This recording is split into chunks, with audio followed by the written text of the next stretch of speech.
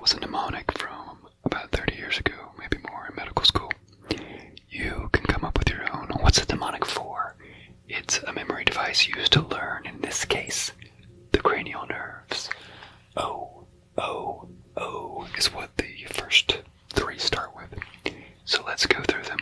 And the reason we're doing this is because I see a lot of ASMR videos out there that are very, very good. However, a lot of them seem to be focusing on the cranial nerve exam, and it leaves a little bit, I don't know, not so good for me to think about. Okay, so as a real doctor, we're going to go through these, and if I make some mistakes, forgive me.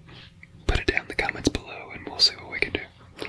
Anyway, let's start with number one. Number one is the olfactory nerve. Olfactory has to do with the sense of smell, not old doctor. Old doc, olfactory. So let's test the sense of smell. So many times, this is another pet peeve of mine, so many times in medicine we see an exam, a neurologic exam listed with cranial nerves, and they list 2 through 12. 2 through 12. There are 12. But why not number one? It's easy to test. So anyway, let's do cranial nerve number one so we can be complete. Right. So I have a little solution of oils mixed up here. Several of them. This is an essential oil. Okay, let's get to it.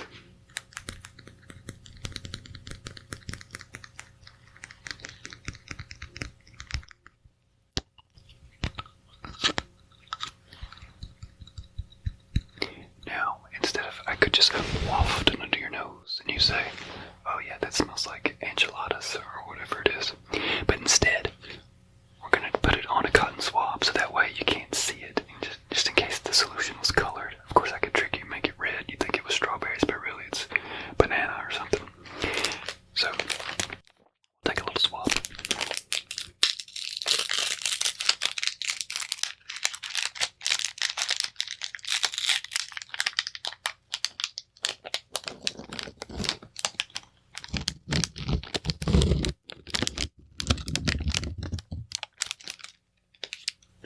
And now we just take one, plop it down in there, swirl it around.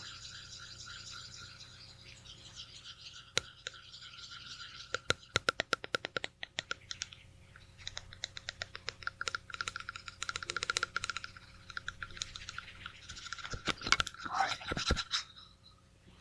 Now it's fully saturated, so I'm gonna waft it up under your nose here. Tell me what you smell. That's right, that was strawberry. Okay, let me get another one. Okay, got another one. Alright. Tell me what this one is. That's right, lavender. I think you get the picture. Cranial nerve, number one, olfactory. Looking A-okay. Alright, let's move to number two. Number two is the optic nerve. So the optic nerve is what is responsible for vision. It also is the sensory part that is required for your pupils to dilate or constrict. So what we can do is take a light. You just take the light and kind of shine it in each eye. By the way, cranial nerve number two is not the only one responsible for this. It's just part of it.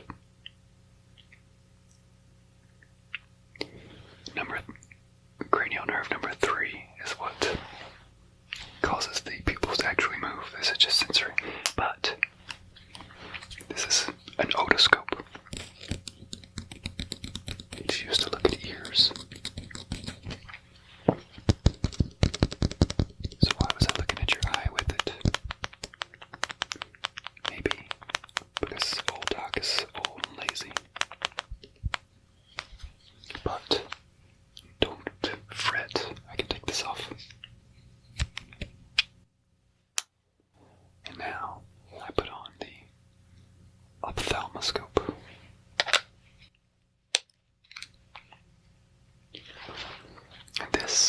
also has a light.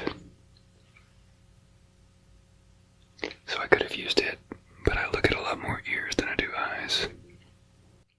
So I used that one. Now, if I want to actually see your optic nerve, and I can, I have to use this ophthalmoscope. And then I put it up to my eye, lean in, and of course I lean in further with it. Move this a little bit.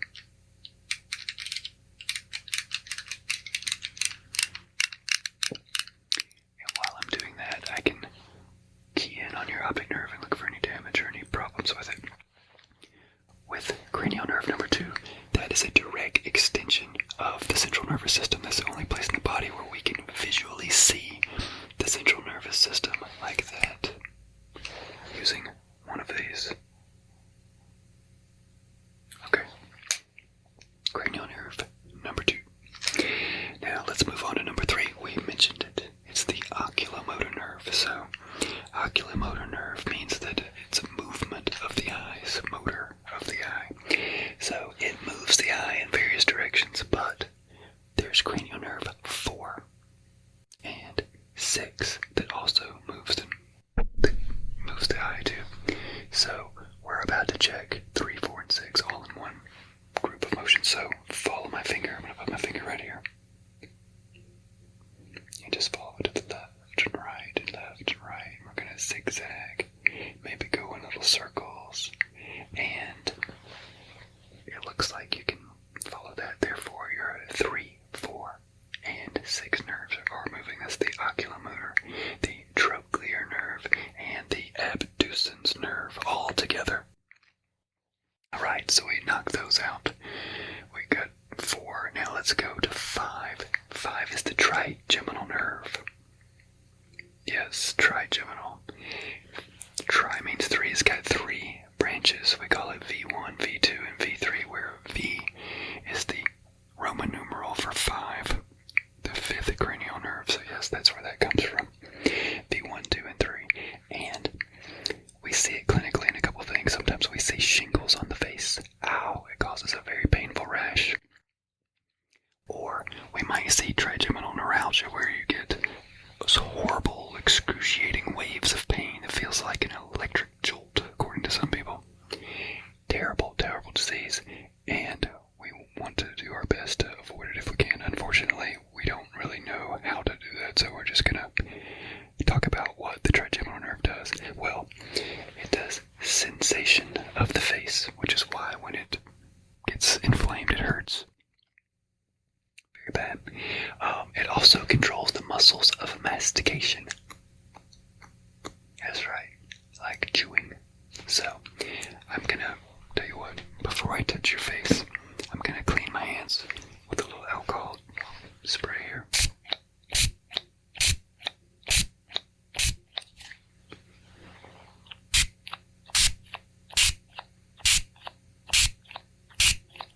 Okay, and now we rub them good. The alcohol kills germs, but alcohol plus friction kills a lot more germs.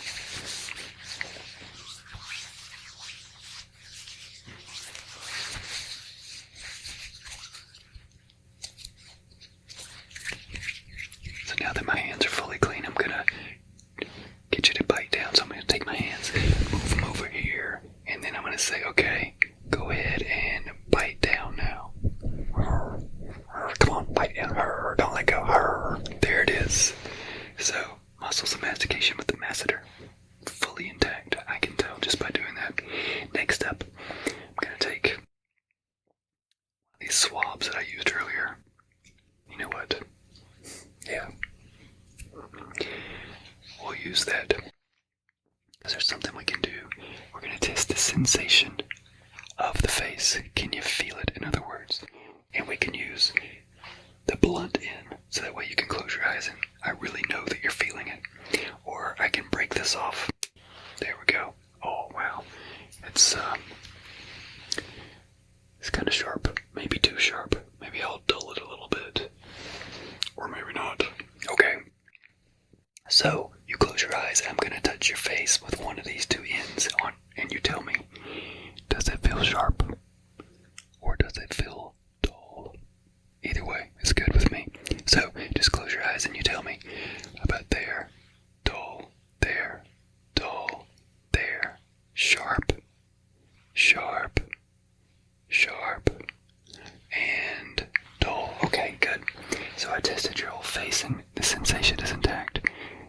Muscles of mastication are intact. Therefore, trigeminal nerve tests out fine. Number 6. We already talked about 6. Number 7. Let's go to the facial nerve. That's number 7. It controls the muscles of the face. These muscles. All those muscles, yes. So, let me see you do that up. Hold tight. Whistle. Okay, good. Alright, puff your cheeks out. Alright, there you go. Looks like all your facial muscles seem to be working there. Okay, the other thing that the cranial nerve 7 does that a lot of times we forget about is it does taste. Yes, taste. So, let me, might as well do taste. But it's not all of taste, it's the anterior 2/3 of the tongue with the chorda tympani nerve. So, I've got a cup here. This is a urine cup.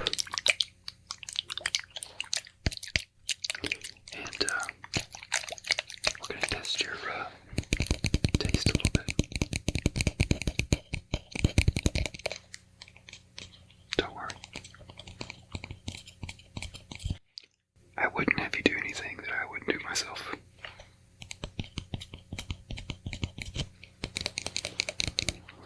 You have to trust old dog.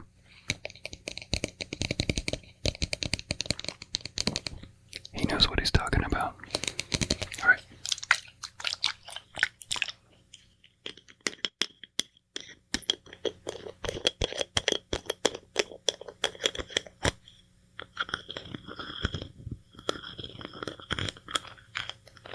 Okay, so go ahead. Come on. Little taste. Little taste. Come on, one. Okay. Listen. How am I going to test your facial nerve if you can't drink this?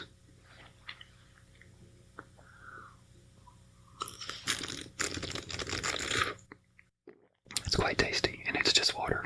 So, I don't taste anything. That wasn't a very good thing to taste. I should give you something like, I don't know, fruit, coffee, something that actually has a flavor. Water's just not going to do it. Okay, let's move on. Oh, I forgot to mention, if you have a facial nerve palsy, that's called a Bell's palsy in most cases. And you can't move half your face. Maybe you've seen people who are going around like something like that, I don't know. Crooked smile. So, strokes can do that, but if it's isolated like that, it's probably just a facial nerve. Strokes that cause paralysis of the face most of the time affects, a lot of that other side of the body too. Alright, so Bell's palsy. And most of the time it's reversible. Most of the time it doesn't last but, a few days, weeks, or maybe months, but I have seen it last for a lifetime, like decades. So don't get Bell's palsy. And if you do, try to get it treated. They think that perhaps a virus like shingles can cause it, so that's worth treating for. I've seen Lyme's disease cause it, but that's not very, very good. Anyway, let's do the vestibulocochlear nerve. That's right.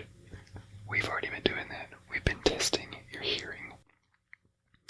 If you want to stand up and spin in a circle, we'll see how well you maintain your balance. That'd be good. So, I think you can probably hear this. Alright, I tell you what. I'm gonna do that, rubbing my fingers together, and you tell me, do you hear it on the right side? Or do you hear it on the left side? And we'll do that as a test. Alright, so tell me what you feel, or what you hear. Don't look. Okay, what did you hear that on? Left, okay.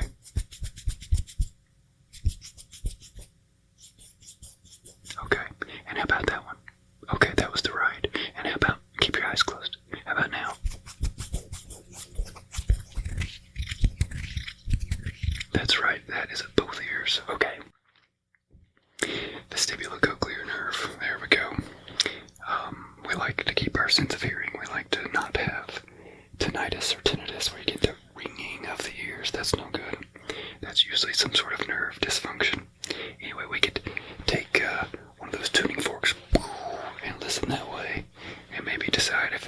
sensory or conduction, but we won't do that today.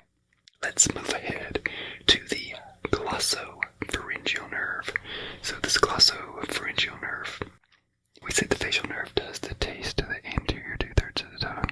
Well, the glossopharyngeal nerve does taste to the back third of the tongue. That's right, where the bitter is. So let's try another one.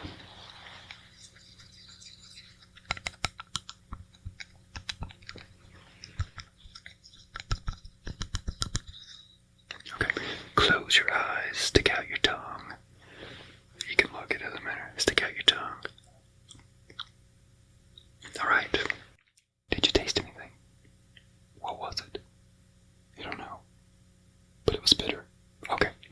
Well, that means the glossopharyngeal nerve is working there. So that's good. It also helps to control some of the throat and tongue muscles back there, and helps with swallowing. So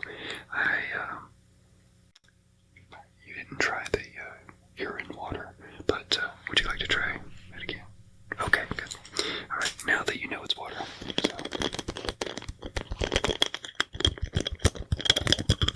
Alright, so go ahead and take a sip. Okay. And the swallowing seems to work. That's good. It's not just the glossopharyngeal nerve. The vagus nerve also does some of the swallowing and talking. So that's number 10, vagus nerve. Vagus nerve goes to the heart and the stomach. And you may have heard of a vasovagal response. Yeah, maybe when people pass out, they have a syncopal episode for some reason. Maybe they see blood or donate blood and then they pass out. Vasovagal, that's the vagus nerve. Vaso meaning, I guess, the veins and arteries and other vascular system. And what happens with the vasovagal response is your heart slows down, your blood pressure drops, you feel kind of queasy. And if not, you don't sit down or lie down, maybe you'll pass out. So we don't want a vasovagal response. Alright. Let's see. So I can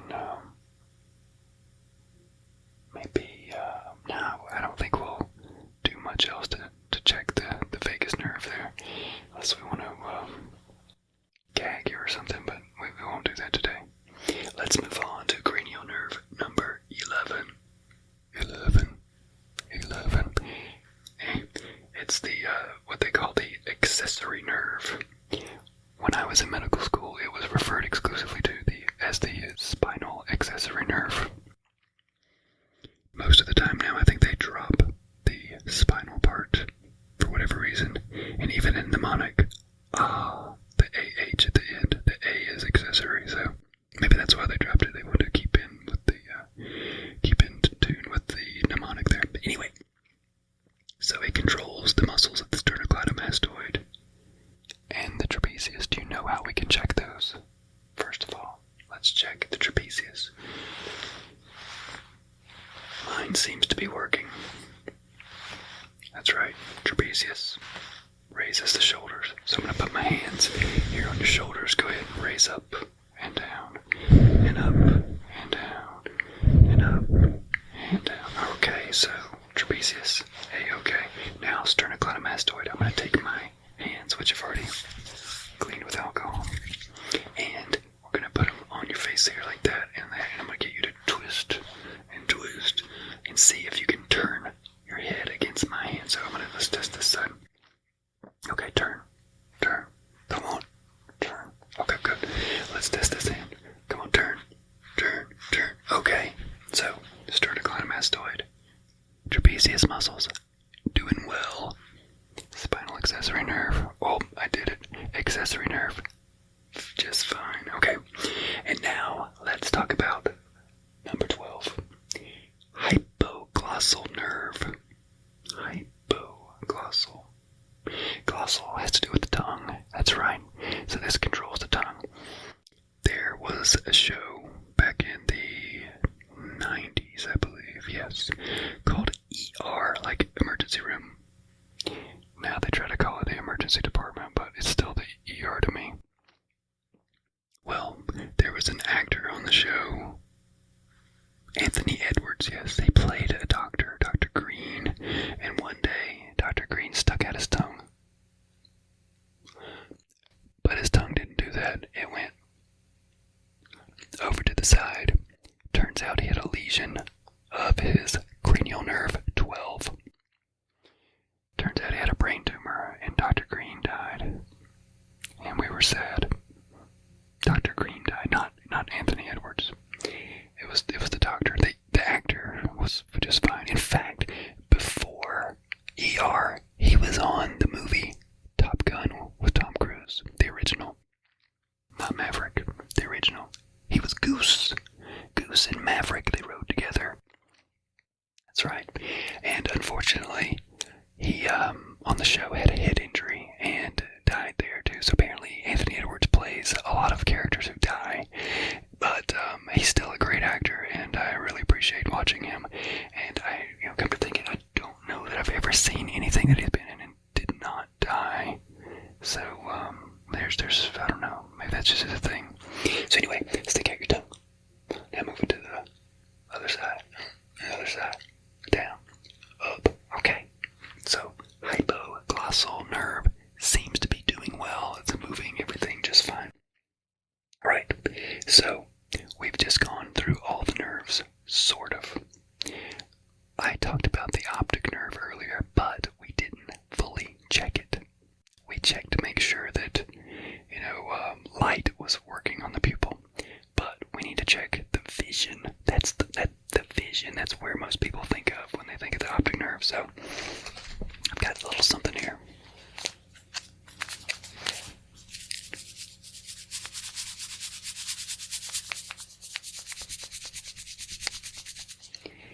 Can you read it? Can you tell me, tell me the colors first? Yeah, purple, yeah, pinkish, yeah, white, definitely. Okay, so your color vision seems to be working. Can you read it though? How about if I move it closer? Move it closer. And move it closer. Okay. What is it? That's right. It's Miralax. Miralax treats constipation.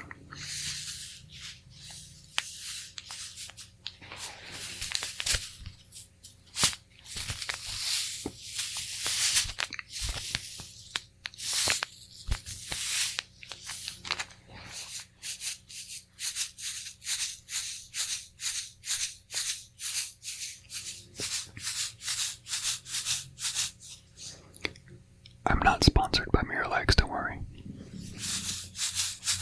It is really good though. It works very well. People often confuse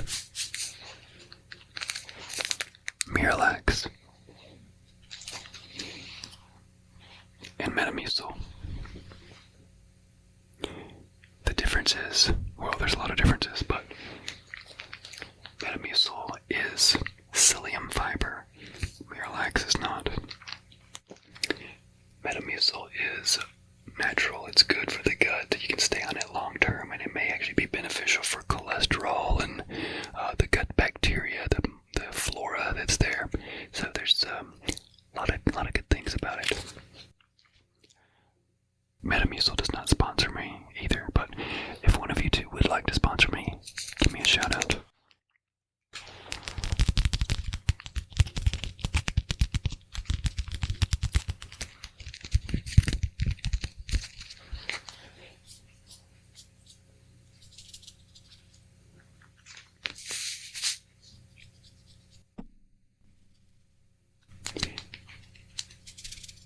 Metamucil sounds like a finer powder.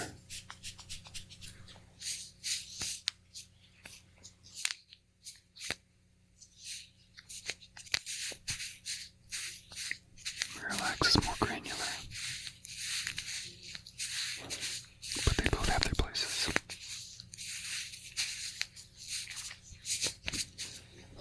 To me, the original Metamucil is like the old Tang orange drink that people used to drink for breakfast. I haven't seen it in years. I don't even know